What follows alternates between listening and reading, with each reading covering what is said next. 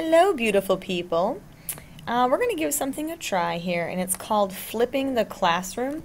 Flipping the classroom is when I record a mini lesson for you to watch at home for homework, so that when you come to class the next day, we can just go ahead and get started right away using the knowledge that you gain from the mini lesson. It saves us a little bit of time during the class, and it allows us to do the work together that I actually need to be there for to help you with and to give you guidance along the way.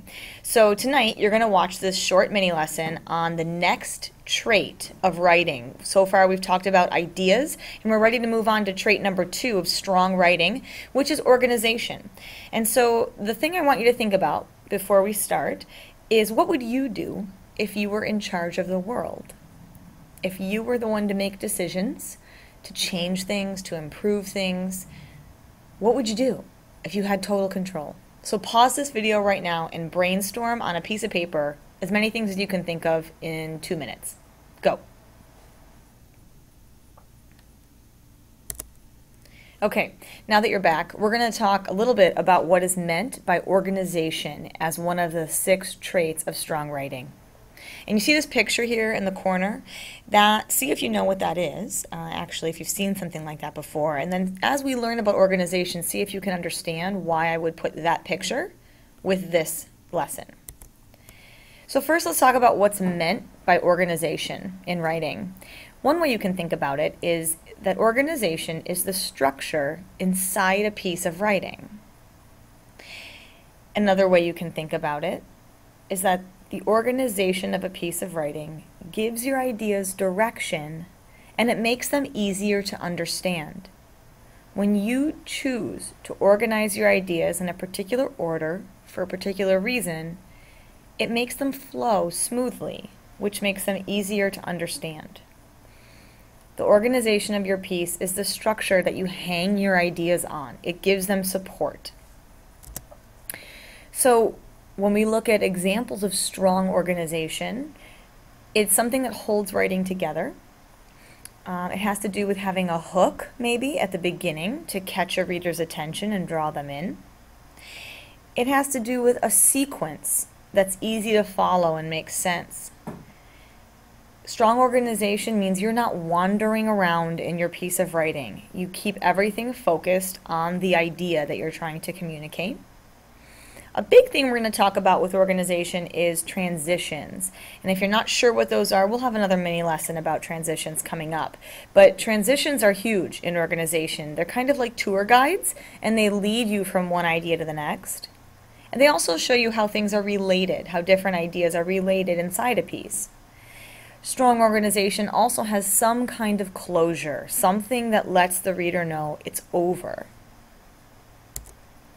So just like with ideas, I gave you 4 questions to think about, and these are the same 4 questions I'll be thinking about when I evaluate your work for organization.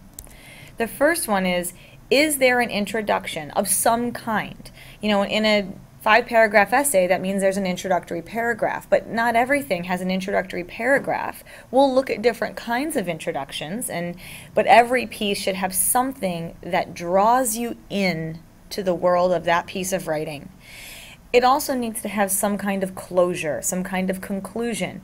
Like I said before, not necessarily a conclusion paragraph, but something that lets you know it's over, it's done. The next question to ask yourself is the sequence or order of events logical?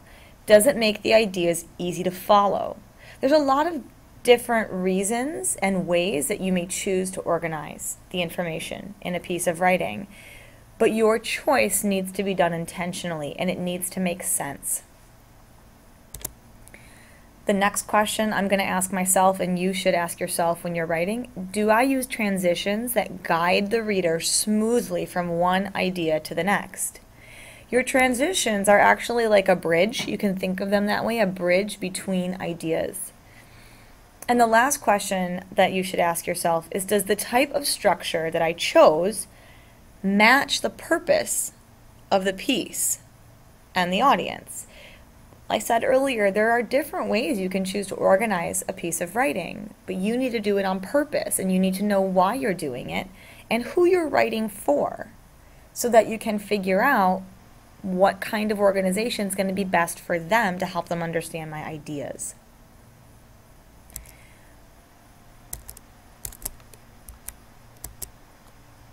So now that you know some of these general ideas about organization and writing, this is what I want you to come to class tomorrow ready to talk about. I want you to think about all the different genres that you've read. Maybe you've read novels, of course you've read novels, articles in a newspaper, blogs, poems, short stories. Think of all the different kinds of things you've read.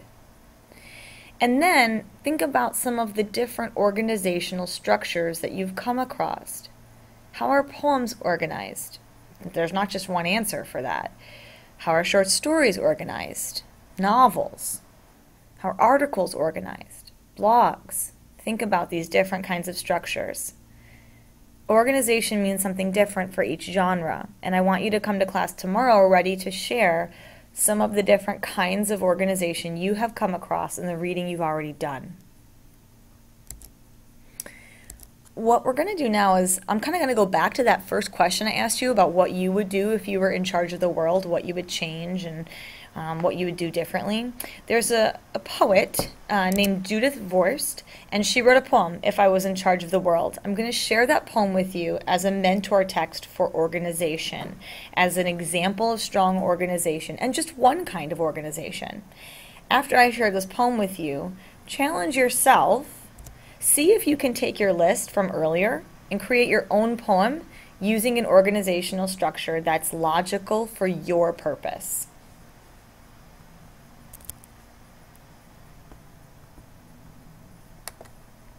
So here is the poem, If I Were in Charge of the World, by Judith Forest.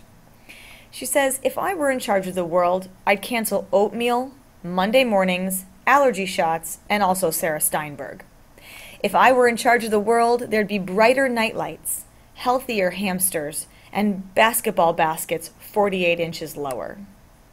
If I were in charge of the world, you wouldn't have lonely, you wouldn't have clean, you wouldn't have bedtimes or don't punch your sister. You wouldn't even have sisters. If I were in charge of the world, a chocolate sundae with whipped cream and nuts would be a vegetable. All 007 movies would be G, and a person who sometimes forgot to brush and sometimes forgot to flush would still be allowed to be in charge of the world. Let's go back up to the top and take a look at why this is a mentor text for ideas. What do you notice? I want you to ask yourself right now and think, what do you notice about the way she organized this poem? One thing that might jump out to you right away is that she starts every stanza with the same first line. She keeps repeating and coming back to this idea of, if I were in charge of the world, if I were in charge of the world. Again, she does that throughout the piece. Another thing that you should notice is that the second line usually tells you what everything else in this stanza has in common. So in the first stanza, it's everything she would cancel if she was in charge of the world. And in the second stanza, it's everything that she would make happen or include, everything that would exist if she were in charge of the world. And as we go down, we can see more patterns. Do you see this one? Things that wouldn't exist if she was in charge of the world. Now the last stanza is a little bit different. It's not quite as structured, not quite as much of a pattern. Did you have a sense of closure at the end of this piece? Did you feel like it was finished? How did she do that? Part of it is that she returned to this idea of being in charge of the world in her last line. She started every stanza with it, but here she ended this stanza with it as well. Another thing that she did was talk about how it would be okay for a kid to be in charge of the world. Take the list that you created and see if you could perhaps come up with an If I Were in Charge of the World poem. If you want to just practice following the same structure as this poet, with things that you would cancel, things that would exist, things that wouldn't exist, and then a closing stanza that leaves your reader feeling a sense of closure, go ahead and do that. But if you're ready for a challenge, see if you can come up with your own organizational structure that makes sense to you. I look forward to seeing you guys in class tomorrow and hearing what you came up with for the poem, as well as for those questions I asked you about different organizational structures you've already seen in the